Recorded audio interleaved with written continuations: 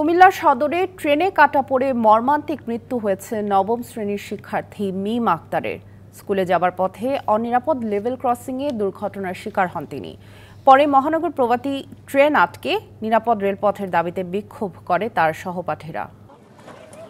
বৃহস্পতিবার সকাল 9:30টার দিকে রসুলপুর বহুমুখী উচ্চ বিদ্যালয়ে যাওয়ার পথে লেভেল ক্রসিং দিয়ে রেল লাইন পার হচ্ছিলেন মিম আক্তার। এক লাইনে চট্টগ্রামগামী পর্যটন এক্সপ্রেস ট্রেন যাবার পর দ্বিতীয় লাইনে উঠলেই ঢাকাগামী চট্টলা এক্সপ্রেসে কাটা পড়ে মিম।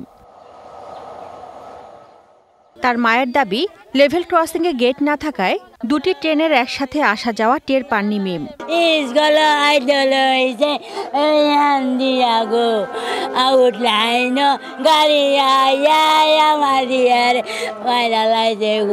অনাকাঙ্ক্ষিত এই মৃত্যুর খবরে বিক্ষুব্ধ হয়ে মহানগর প্রভাতী ট্রেন আটকে দেয় মিমের সহপাঠীরা।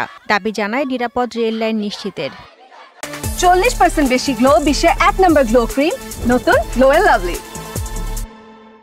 রেল কর্তৃপক্ষের অবহেলার কারণে এবং কি যেই কোম্পানি ম্যাক্স কোম্পানি ওনাদের অবহেলার কারণে আজকে এই দুর্ঘটনাটার কারণ। যদি একটা ক্রসিং থাকতো তাহলে কি আমরা এটার মুখে পড়তে হতো?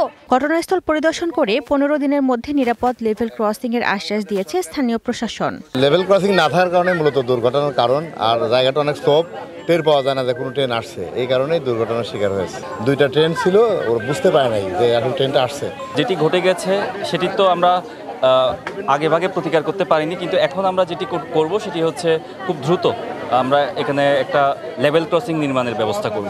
ঢাকা চট্টগ্রাম ডাবল লাইন রেলপথ নির্মাণের 1.5 বছর পার হলেও এখনও রসুলপুর লেভেল ক্রসিংয়ে গেট ও গেটম্যান দেয়া হয়নি। DBC news desk.